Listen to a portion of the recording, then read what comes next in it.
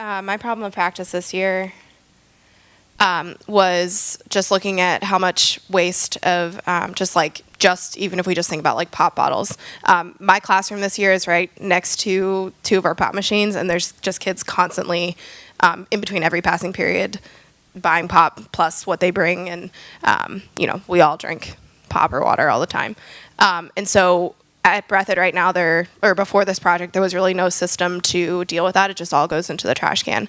And so I was just kind of thinking of how I could not only try and start solving that problem, but also as someone who's not from Breathitt County, who's only been there for a year and a half, I use this as kind of a way to start like investigating the local structures there, and it helped me meet a lot of people. And then also I really wanted to have like a student leadership side of this, because I think it's important for kids to have a chance to tackle issues in their own building and their community.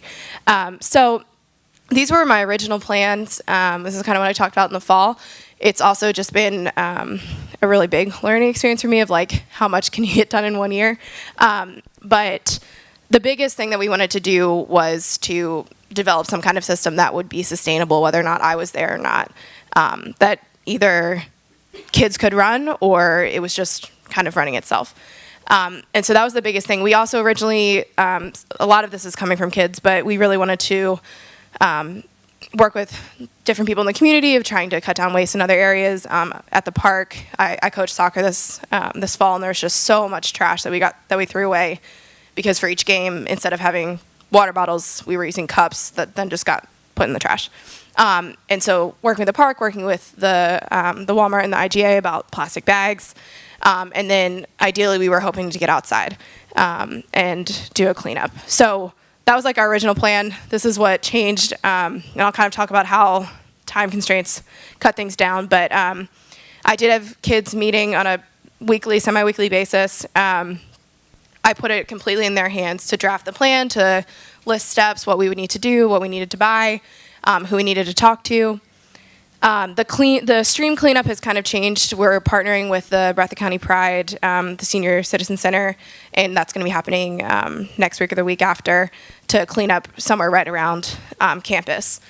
And we've kind of have scaled it back to just focus on the school system first before trying to like tackle the beast of Walmart. But so this is kind of like our adopted plan, and a lot of this is kids generated. Honestly, like they've been so much more invested in this than even I was, coming to me like, when are we going to meet again? When are we going to meet again? Have you bought the stuff? Like, what are we doing? And so it's really because of them that this has happened.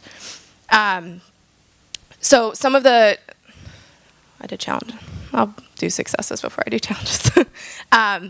So what I'm really proud of is we have a system that is pretty much ready to roll out. We've started rolling it out. And I just purchased a whole bunch more of the bins last night, actually, and I'll bring them back to Breathitt this afternoon. But me and another teacher have had one big bin in between our two classrooms, and part of it we were kind of just seeing, like, will kids recycle if we give them a bin to put it in? 100% they will.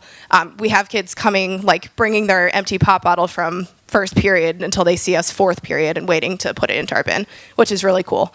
And so we have one of them going right now. We will eventually have 6. We'll have 3 upstairs, 3 downstairs. And then we also will have 25 or more classroom, like smaller bins for inside the classroom. And I have one in my classroom right now. And I mean, if I don't empty it, it overflows. Kids use it, which is really cool. And so we have taken the biggest like challenge, I guess, that I'll say is that it was really hard to get in contact with the local recycling plant. We have one like 1 second away from Breathitt. But just like my schedule, and I would call like over and over and over again, and I could never get someone. And so that was like the biggest thing in terms of like the sustainability goal of this. Right now it's really dependent on me and Tisha, who's actually back there, driving the stuff over there after we collect it, which is fine. But like my overall goal is that someone won't have to do that. And so that's something we're still working on. One day we just like drove over there and walked in, and they seemed really confused about what we were doing, but I'm just gonna keep on hounding them until they'll come pick up our recycling. But that's like the biggest struggle we've had right now is just like human capacity of like having time to take stuff over there. And that's gonna get much bigger once we have bins in every single classroom. But I do have a core of really, really dedicated kids that are very willing to stay. Right now we're meeting on Thursday afternoons, and they're like begging for work to do. So I'm not worried about the collection. I'm more just worried about getting it over there, other than shoving it in my SUV, which is fine. But the other big thing is just time. This was originally, when I thought about this grant, we had club day last year where we'd meet once a week, or not once a week, once a month. And we had kind of dedicated time for stuff like this. We weren't able to do that this year with just the merge and scheduling and all that. So that's kind of cut down. But like I said, kids don't seem to mind. They're more than willing to stay after school if I'll stay with them. So that's what we've been doing. But yeah, any questions? How much have I recycled, Tisha? You calculated it the other day. I forget what it was. 72 pounds, and that's only in 2 trips. So, and that's like with 1 trash can. So times 6 times 25 will be a lot. Tisha's good at the data collecting. Yeah, that's it. I know it exists because there are the bins, like these big yellow bins. Yeah, and his name is I can't remember it off the top of my head. I have a contact there that I've tried to call a bunch of times. I know it exists. The building exists. There are people in there. I just haven't been able to get it happening. Yeah, and we do too. We do too, and so someone must pick it up. But every time I walk in there, they look very confused that I want to recycle. So I don't know.